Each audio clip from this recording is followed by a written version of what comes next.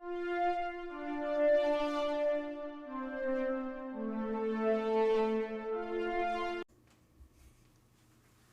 are happy to announce that this episode of the SWW show is partially brought to you by Humble Bundle. Well, not really. We are part of the Humble Bundle referral program, and we just wanted to say that if you like really cheap games and maybe helping charity pending the Humble thing going on, all you have to do is go to humblebundle.com/partner equals SWW. That's right, humblebundle.com/partner equals SWW. And you just do your normal stuff, and it just kind of helps us get a couple bucks here and there. Maybe it helps AJ get his lights, maybe it's Mike camera, maybe we actually pay Corey for helping us out. But again, if you're going to go buy games anyway, it might be worth checking out. Hello, everyone, and welcome back to one of these interview episodes of the SWW show. I'm Mike, and here with me a special guest from decently around the world. To get us started, do you mind introducing yourself and the game we're here to talk about? Yeah, thank you for inviting me, and hello everyone. My name is, it's super hard to pronounce in English, but my name is Jędrzej Napiecek, which is a super typical Polish name. And and I'm from Poland. I'm right now in Warsaw, where there is a beautiful spring. Nice. And just so that everyone knows, what is the game where, obviously we'll talk about you a minute first, but what is the game we're here to talk about so everyone knows? Yeah, and I'm here because I'm a writer and also a CEO of a company which developed a text-based RPG called We the Refugees Ticket to Europe. Perfect. So yeah, let's start with, as we were kind of talking before, right? So we'll get into the game second, but you come from, I think, a very interesting background, and especially it makes sense kind of with your background, like being a text-based RPG is like the big focus, at least for your game right now. Do you mind kind of talking about kind of like where do you and the team's kind of background kind of lead you to this place? Yeah, sure. I mostly based in a cinema because I graduated from a screenwriting department in Łódź Film School, and it was like 8 years ago. And after that, I have this feeling that cinema became more and more not to say boring, but repetitive medium for me. And besides the art house cinema, which was great, but there was no audience for it. I had this feeling that, especially after the 3 years in the screenwriting department, that making movies is like the scripts are written from the templates. It's like, there are all the structures and the 3-act structure, the 8-bit sequences, and a lot of different stuff, and hero's journey and stuff like that. And I have this feeling that, okay, it works, but if we go to the mainstream cinema, then it's very repetitive job. You're just changing the content, but the structure is the same.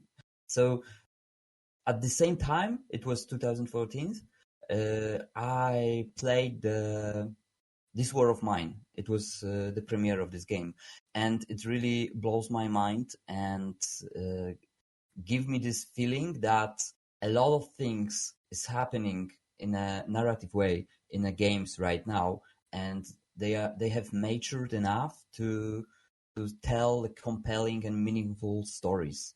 And yeah, I want to be part of that revolution. And this was the moment when I thought that maybe my cinema experience could translate into a game dev. And yeah, that was where the story begins. And at the beginning, I know nothing about game dev, but I have this drive that I have to discover it and experience from the first hand. So I started work as a game tester, and I was in a QA team of Witcher 3, and I found there my actual business partner, Maciej Stańczyk, who is also a game designer of We the Refugees, and we share common ideas. Like, we want to make meaningful games, and we decided that maybe we can make a game together.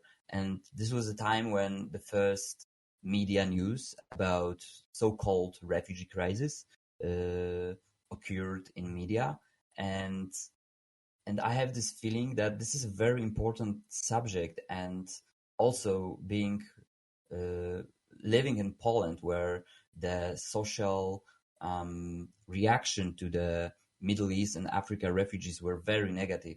I have this feeling that, I don't know, maybe if nobody gonna do this here, so maybe I should do this game. And this is how the story begins. Together with Maciej, we started to mm, design this game, make first prototype, and to look for a team members. And yeah, it was a long journey. It took like 4, maybe even 5 years for us to find financing, to learn how to make games, to complete, to find all of the team members. But at the end, in 2020, we received a grant from the European Union, which allows us to finance the game. And here we are, 3 years later from this grant, and about 8 years later from this idea. And the game will have a premiere in, yeah, at the beginning of May. Wow, that is. I think that's the sort of story, and that's a long journey. I think for people who would think of like when Yes. especially like when people think of like as you're saying how this is a text-based RPG, like not saying it's easy by any stretch, but it's obviously a different type of resources I need in this project versus like a graphics intensive project too. So I'm kind of Yeah, oh, go on. yeah. There is, there is like two graphic designers which made almost 100 hand-drawn illustrations for the game. There is a music composer who made 90 minutes of soundtrack. There is someone who's making animations for maps, and there is someone who is implementing all the content I wrote for the game, because, and there is a lot of content because there's 300,000 word script. And for example, Witcher 3 is for maybe 500 words, 100,000, 500,000 words. So we are like 65% of the Witcher 3 script. So this is a long game. And yeah, and somebody have to implement all the words into the game engine, and there are programmers and consultants, because we consult the script with two people. One is a girl from the foundation which helps refugees, and another one is a girl who is she's living in North Africa, and she's a journalist. She's from Poland, but she's living there for like last few years. So if you combine all those people, it's gonna be like 12, maybe 15 people involved in this project. But not all of them work on this project full time. It's like a project that yeah, there is a financing for it, but it's more like a passion project, something like this. And a lot of people are working after hours. So we've got also very experienced team with people who are uh, on the daily basis working in I don't know, for example 11-bit studios, or Vile Monarch, or Techland, or something like this. So there are big companies, but thanks to it that we are doing it after hours, these talented members of these teams could help us making this game. No, that's very interesting too. So just to clarify, then I know it sounded like it was a bunch of part time work kind of, but how many hands kind of generally speaking are touching this game right now? How many hands during the whole process? Like, what was the biggest your team got at one point? Oh, it's hard to say, because sometimes somebody join our team just to make some task which was like for 3 or 4 months. So if you combine all those people, it's going to be a few dozens of people. But I will say that the core of the team is about 5-7 people with about another 5-7 people who are present during the whole process, and a lot of people who are contracted for just simple tasks. Wow, that is. I have to admit that's a bit larger than I think I realized the team was. Um, Yeah. so let's talk about. We kind of have been talking around and getting towards the game. Let's kind of talk about the game itself, right? So we said this is a text-based RPG. Do you mind kind of talking about what is the premise? I don't think kind of we've kind of dug into that a Yeah. bunch yet.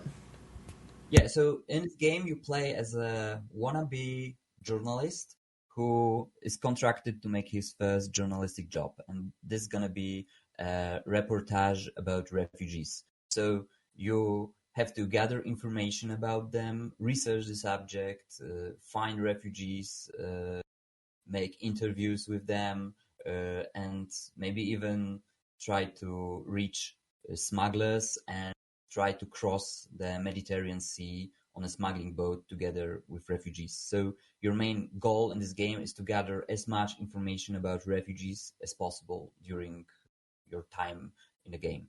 And this also is connected with our in-game mechanic uh, called notes, and notes are something like achievements, but I like to call them meaningful achievements, because they are the achievements that really means something.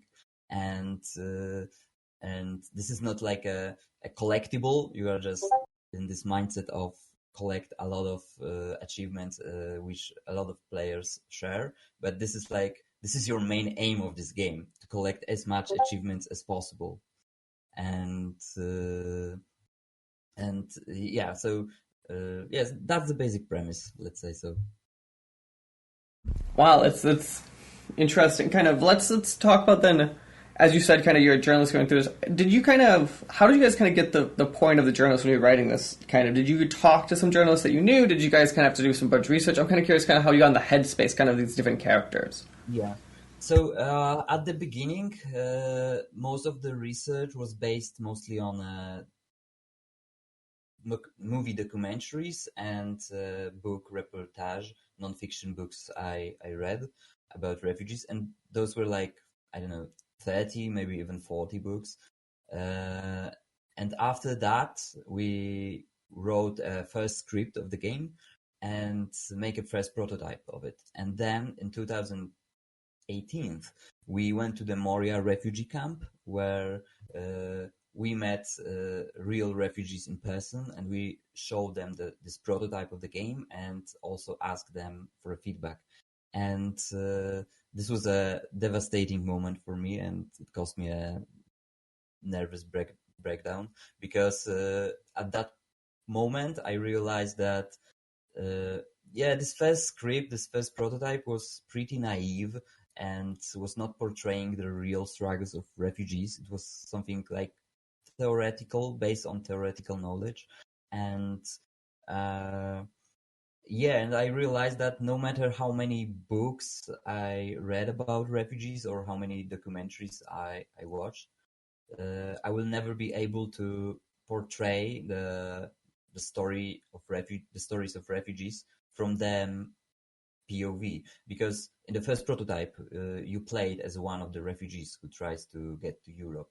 Yeah, and after this meeting with refugees in Moria refugee camp, we started from scratch. We put the whole script into the trash, the whole prototype, and only after that we started writing a new script, the script where you play as a journalist, because I thought that it would be more honest way to tell this story, because as I mentioned, I couldn't tell the story from the POV of the refugee. No matter how much I try, I wouldn't be able to truly understand their experiences, their trauma and sufferings, and how it is to flee from your home country when the war hits.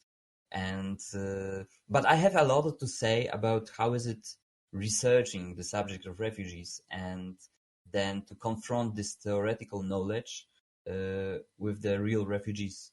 So I made this trip, this journey to Moria refugee camp, the foundation of the structure and the dramaturgy of the final version of the game, because this game is mainly about confronting your theoretical expectations about refugees with the practical, real refugees, practical stories of them, and this implies a lot of tension, I think, and I thought it would be a great theme for the game.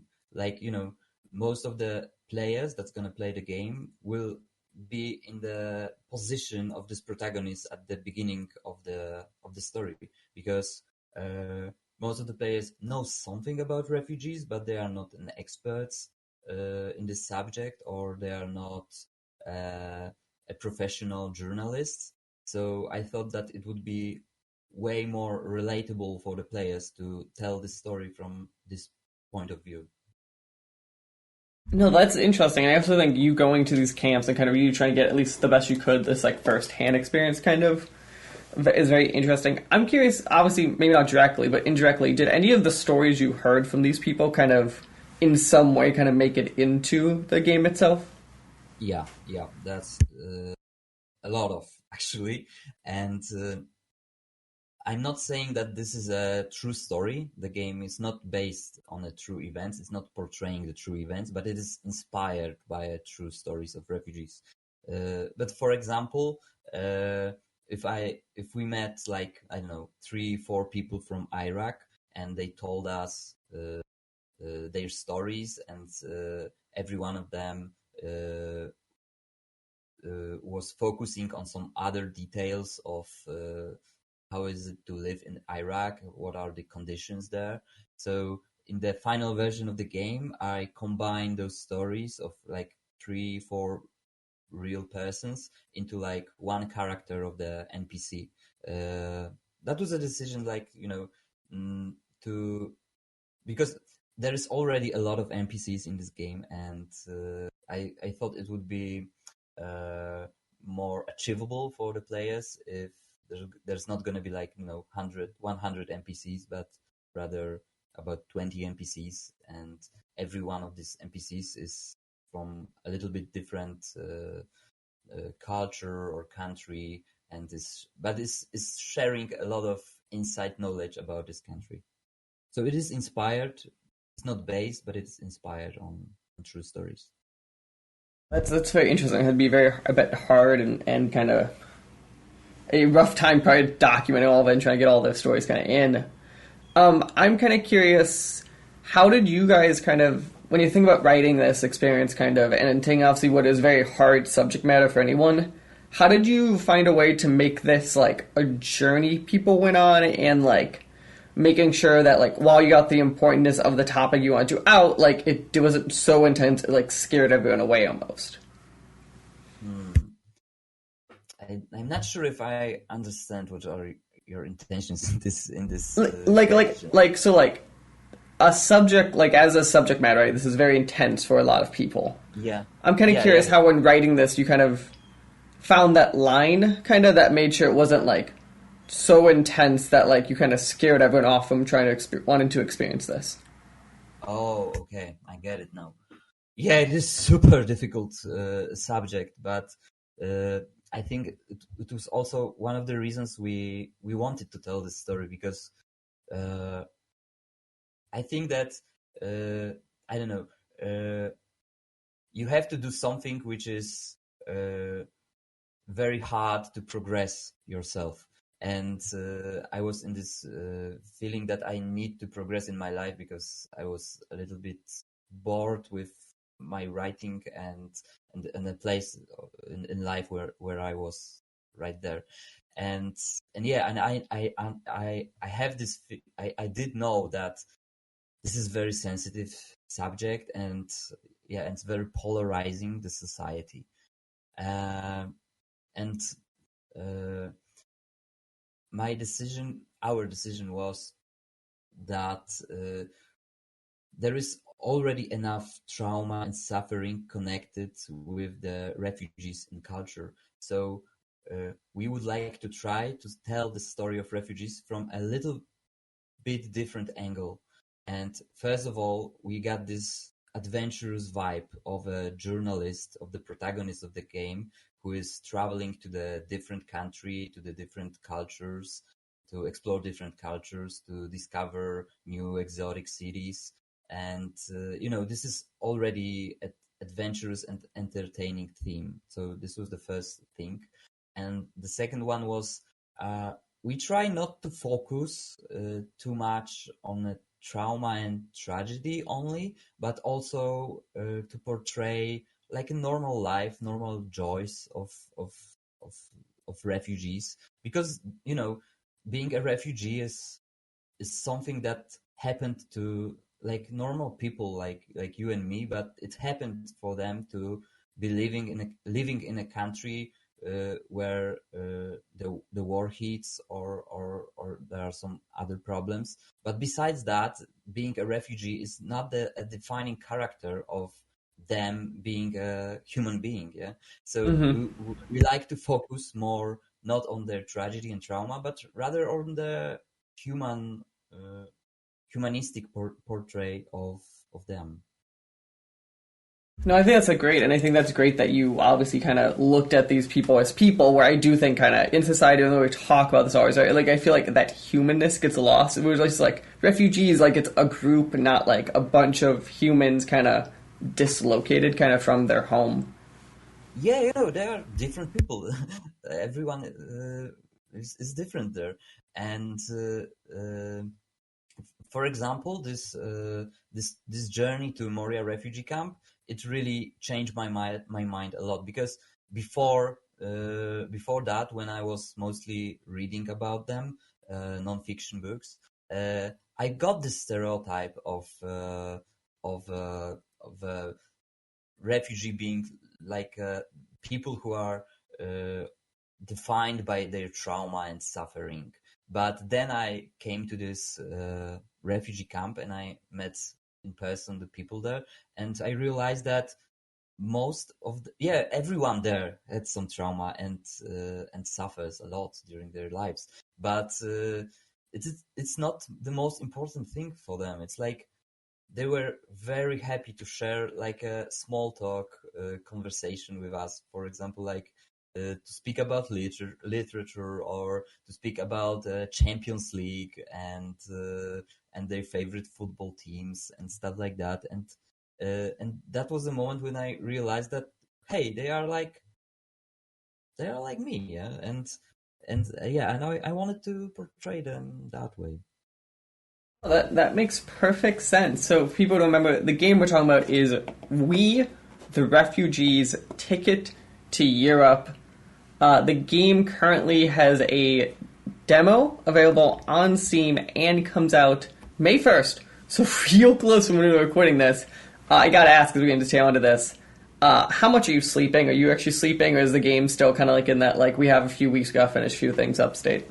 Yeah, I am sleeping.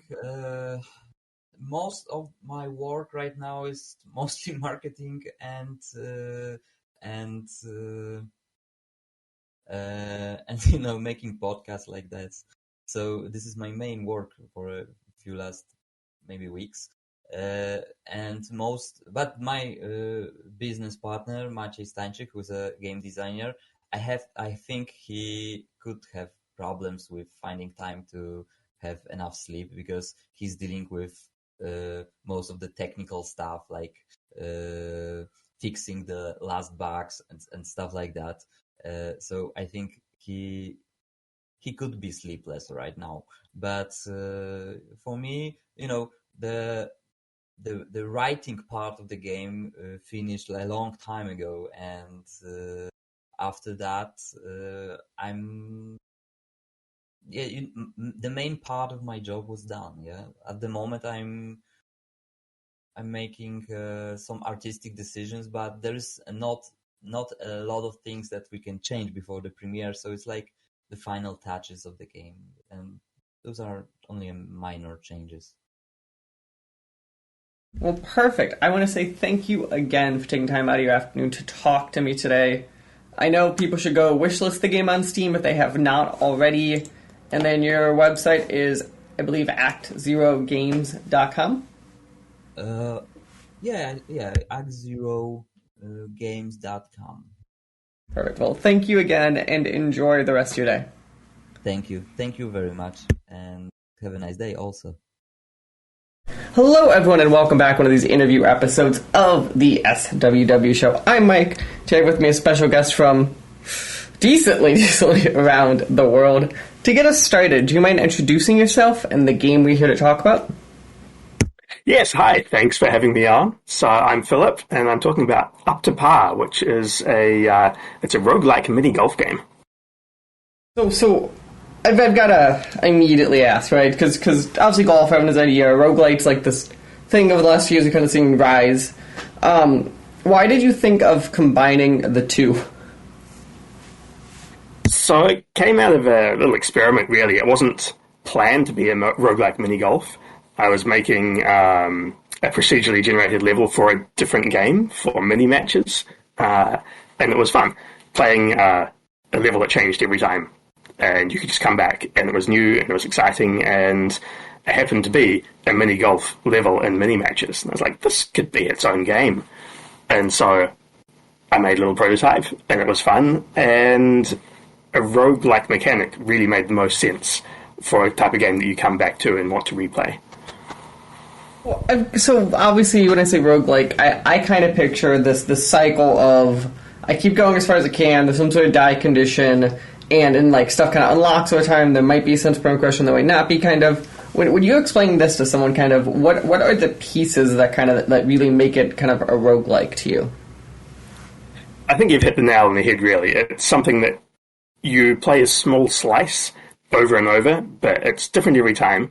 And you go a little bit further every time because your skill gets better, but also, so that's a rogue-like, and then a rogue-lite, which is what I'm saying Up to Par is. You go a little bit further because you're also unlocking something that helps you maybe over time. So your skill gets better, but also your abilities and equipment in the game gets better. It gives you a bit more satisfaction and a little bit more progression than a traditional roguelike. No, that makes a lot of kind of sense the way you're kind of viewing it. What do you kind of... So I'm curious, when you started developing this, obviously, because we're talking, there's a demo up, but the game comes out kind of later this year. When you started development, what did you kind of picture as like the limiting mechanics, right? Because to me, when I say golf, the obvious limiting mechanic is either the amount of strokes, the amount of balls you have. I didn't know kind of that's what you were thinking, or kind of... Because obviously to me, there has to be some sort of obviously lose condition kind of for this to make sense. I can't remember exactly how it fell into place, but it definitely started as a traditional golf mechanic. It counts the number of shots, and you got through a specific number of holes. But it's not a roguelike or a roguelite with that mechanic. And so when I started introducing items, I needed a way to make sure that you didn't just keep playing forever. Obviously, making the courses more difficult helps, but then you just take more shots to get through it. So at some point, I capped the shots. It was like, oh, you can only spend 20 shots in the entire game. And that was fun. But the end kind of sneaks up on you because you're counting down from a really large number, so there's no pressure at the beginning. And later on, suddenly you run out of shots and there's nothing you can do. The game ends. So the evolution, I guess, or the progression from that was that you get given a specific number of shots per hole, 3 in this case, and you have to use fewer than that on average. At the beginning, you know, you've got easy holes, you can save up a few shots to use later on if you get a 2 and a hole in 1 potentially. And then later on, it might be taking 3 or 4 shots per hole, so you're slowly eating up your reserve of spare shots until the holes get too difficult and you run out of shots. That's such an interesting... So to me, that's very interesting, because what you just said to me is the same thing, right? If you gave someone a raw number of shots, in the end of the day, it's still an average per hole, but it's the way you delivered that message. I think it's interesting to me that fundamentally changes that. So when you say the shots, we'll say 3. I don't remember if that's always true enough for you.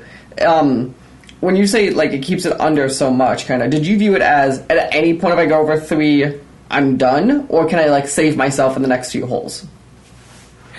There always needed to be that flexibility, because it's no fun if you're on the edge all the time. So having a little bit of that bank that lets you save some and use some extra it just makes it a softer game. And it's, I guess, as an overarching vision for the game, or a philosophy really when I'm designing games, is I want games that are a bit more relaxed, a bit more chill to play. And roguelikes traditionally aren't particularly, they're quite hard and quite unforgiving. And so having this philosophy of like, I'm going to make it slightly softer, slightly more relaxing to play. That's kind of flowed through into most of the design decisions I've made designing the game.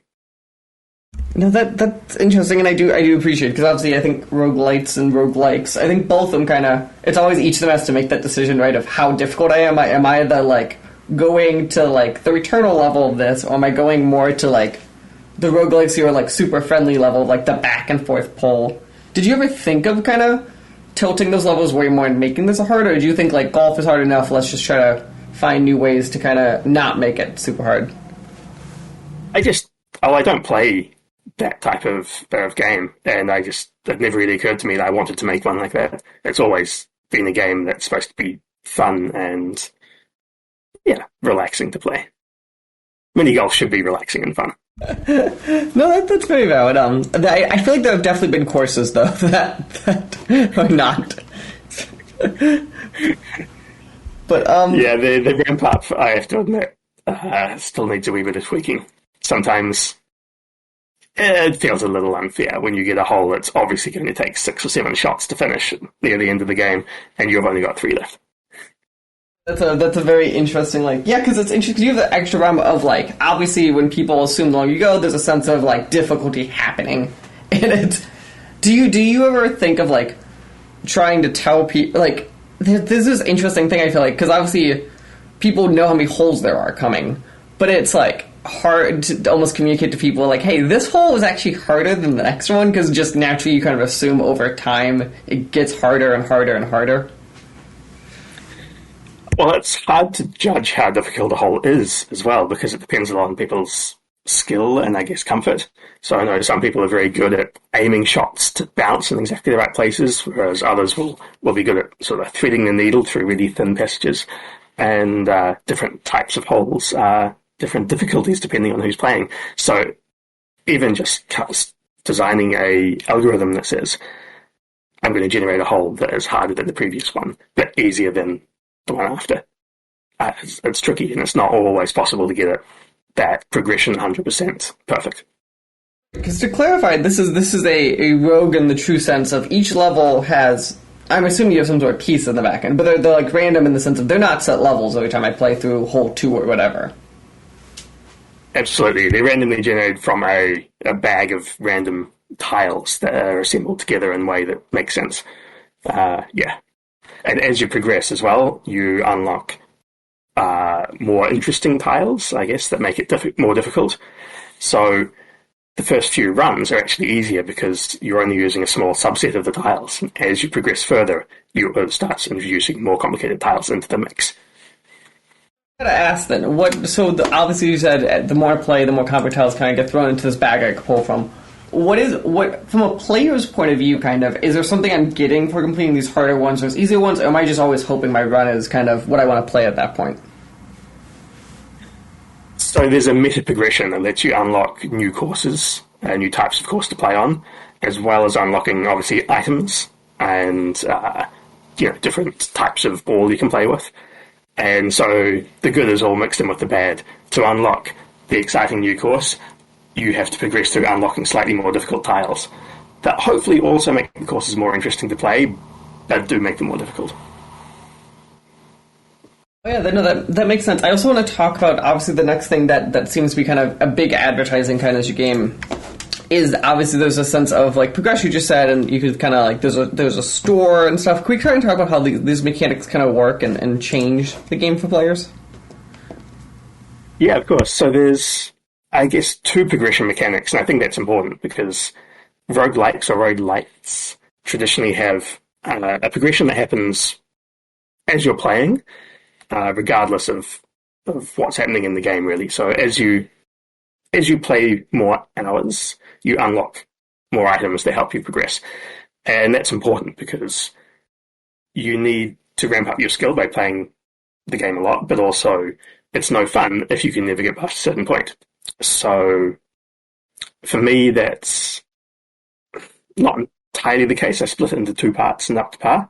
So there's the level progression that's based on how far you've gotten. So the further through the game you get, the more it unlocks new pieces. So that's kind of the skill-based one. And then there's the shop mechanic, which is your spare shots. The shots that you're not using, you can use to unlock things in the shop. And the two are mutually exclusive, which is a really interesting trade-off. The further you go, or the further you want to push in the game, the more spare shots you have to use. You're using up your bank of shots that you could have used in the shop to buy things. But if you use them in the shop to buy things, you can't go further because you start each new course or each new round with fewer shots. So if you're getting frustrated, or if a player's getting frustrated trying to progress through the game in terms of like going further, you can also just take a pause, bank some shots, buy some new items that lets you effectively power up your abilities and then try again. So there's kind of a trade-off and exclusivity between the two types of unlocks in the game. Oh, that's interesting. I want to talk about, you just said how I could kind of, I don't know if I understood this right, use kind of my future shots as currency. Did I understand that correctly, kind of how that works? Absolutely. So you play through a course, each course is 6 holes at the moment, and say I average 2 per hole. So at the end of my first course, I'll have 6 spare shots, because I've been given 3 every hole, but I've only used 2. And then when I get to the shop, I can use those 6 shots to buy items. If I don't use them to buy items, I can save them for the next shop, so I can just add them up over time, pushing my luck to see how far I can go.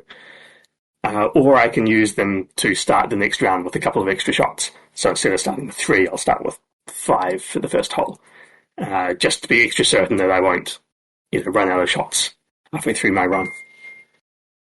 That's interesting. I appreciate that current system a lot, actually, because it's like, I forgot what game, there was, it's like, I think the Metro games kind of there are shooters, but you use the ammo as currency. It kind of reminds me of that idea of yeah, you could use this stuff to give you something else, but you're losing kind of your base just firepower, your base kind of stuff. Let's talk a little more kind of, what can players kind of buy in the shop, right? So obviously talk about how you could use that to get some items kind of that would kind of change the play. What's an example of one of your favorites or one of those you loved working on?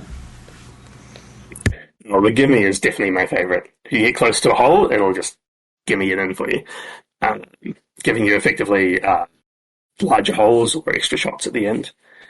And most of the items are sort of designed around these subtle power-ups, so nothing's going to skip you over a hole or make you extra powerful. But things that cause frustration, I did the shot slightly too hard and it just bounced over the hole, or I went round the corner too fast and it bounced out of the course. There are items that'll help you, hitting the pole will count as going into the hole, or bouncing out of the course will let you retake it with no penalty. Later on, there are upgrades for, there's a little teleport that'll just teleport you, maybe 10% along the hole, but it could be enough to get over a tricky obstacle. These sort of things that just make you feel a little bit more powerful, but don't completely change the balance of the game. Yeah, I appreciate you get really, I'm picturing, on the screen, kind of, conceptually, the whole kind of expanse and stuff. That's an interesting way also to kind of just change the difficulty of mini golf, right? Because now you're hey, you could skip a thing or get close, and at what point, because obviously, there have actually been a few kind of, golf twist games over the last kind of few years. I'm curious, kind of, when you were designing this and thinking about this, was there a point to you where this isn't mini golf anymore, or did you kind of always feel we're still mini golf, we're just kind of tweaking these rules? I mean, I always joke to people that it's, could totally replace the theme with snooker or pool, billiards, any of these games, because it's a game about, bouncing balls off walls at specific angles, and mini golf is a great outlet for this, but the theme could really be anything. It doesn't matter. No, that's interesting. I also appreciate the honesty of that one too. Of no, it could be anything. You chose it because you like mini golf. It's not it's almost absolutely. necessary in the same way. it evokes a feeling that the game sort of comes together to convey, which is that, like, it's fun, it's interesting. If I wanted to make more of a difficult, punishing roguelike, then that would be the wrong theme for it. You could do something else that relates to physics, but mini golf, the theme is very much there to convey the feeling of the game. So here's the next one I got to ask. So the big thing that when I saw your game that caught my eye was how it's kind of multiplayer. Like you could play with other people, you could play competitively, kind of. Do you mind kind of talking about kind of how that works, kind of, and especially with this like roguelike kind of system in the back end? Yeah, so my last game, Mini Matches, is multiplayer, and my first game was two-player cooperative multiplayer, and making a new game, it's like I should probably make it multiplayer. It's fun, it's interesting. The people who played my previous games like multiplayer games, I should make another one. And so as I was playtesting or prototyping, I just dropped in a few more balls. I'm like, oh, this is fun. I can bounce them all around. 2 players, I don't know how the rules work yet, but the 2 players playing together is always a laugh. So I picked a fairly arbitrary number. I'm like, 16 players sounds like fun. And shouldn't be too taxing on the networking side. So 16 players it was. 16 players on such a small course on it. It's just because, like, looking at it, like, I'm like, it seems fun to me because the chaos of it, I'm assuming, is insane. It is, and to begin with, obviously the balls, everyone does their own thing, they don't interact, but there's a mechanic where you can unlock metagame elements, I guess, or game settings as you progress, so you can unlock the ability for balls to interact. You can also unlock the ability to change the rules of the game. How many shots do you get, how long the course is, this type of thing. So I think people that play it a bunch have unlocked a lot of these things, and want to play 16-player games where the balls interact, it is going to be absolutely bonkers, and it's going to be hilarious. Well, I've got to ask, the thing I thought of when you said, so, like, obviously you're saying you're unlocking these rules. Is it kind of like how in the base game kind of, so does that mean one of the players is spending their balls to unlock these rules, or like I'm going into a match or predefining these rules? So there's 2 types of unlock. There's the one that unlocks something permanently forever, and then there's one that equips an item, is what I'm calling it, which is during a round. So there's actually a higher cost to unlock something at the very first time. You have to work really hard to try and get your gimme bonus, potentially, or your changing the course, the power of a course bonus. But once you've unlocked it, you can use it fairly cheaply in the game, or you can use it for free at the beginning when you're setting up. So in this case, once you've unlocked the rule changes, you can just use them whenever you want. No, that makes perfect sense. And just to remember, the game we're talking about today is Up to Par, which currently is a free demo available on Steam.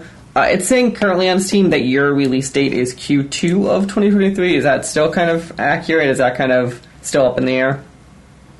Q2, Q3, yeah, somewhere around there. It's coming up to release. It's close. Perfect. So yeah, so the game will be out, we'll say soon. Soon obviously can mean a lot of things in game development. Definitely soon. Sign up to the newsletter or join my Discord and you'll get the reminders for when the launch comes up. Perfect. And I assume people can find that Discord link on your website? Yeah, I'm looking at it. So yeah. Absolutely. So people go check out the game. It is Up to Par. I want to say thank you for taking time to talk to me about the game. Before we go, I always like to end, is there any other feature or something about the game that you feel you really missed that you want to really have people go home with? I think we've covered the big things. Playing a multiplayer, we touched on at the end, that really is such a fun way to experience a game like that, because there is a cooperative mode as well as the head-to-head mode, and that's the one that I prefer. Like sitting down, playing through it with someone, working together to overcome these challenges, to get through as far as you can, debating about which items you're going to buy. It can be a cooperative game, and each player can add as much to the run as they want or not. So it's relaxing, it's fun, and it's a multiplayer roguelike mini golf. Don't think there's many of these out there. I think that sounds like a great way to close. Remember, the game is Up to Par. If you want your multiplayer roguelite mini golf, I think we might have found the game for you to go check out. Again, thank you for your time today, and enjoy the rest of your day. Thanks very much. Thanks for having me on. The SWW Show and all of its affiliate podcasts are podcast by me, Mike Maroney, and AJ Losi, sometimes by contributors, including Corey King. You can follow the SWW Show on social media at the SWW Show, or sooner or later you go to patreon.com/SWW to help us out. Thank you. We hope you enjoy the rest of your day.